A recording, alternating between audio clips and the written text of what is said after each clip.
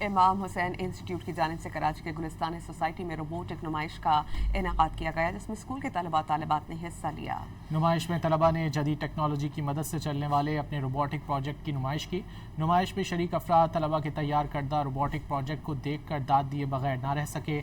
طلباء کے بنائے گئے پروجیکٹ سے اندازہ ہو رہا تھا کہ پاکستانی بچے انتہائی ذہین ہیں اور ملک و قوم کی بھرپور انداز میں خدمت کرنے کے جذبے سے سرشار ہیں۔ شرکاء کی جانب سے نمائش کے انعقاد کو خوب سراہا گیا۔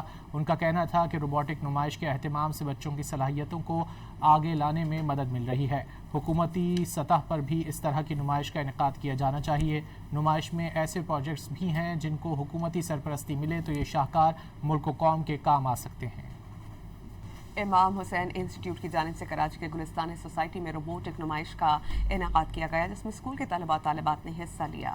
نمائش میں طلباء نے جدید ٹیکنالوجی کی مدد سے چلنے والے اپنے روبوٹک پروجیکٹ کی نمائش کی۔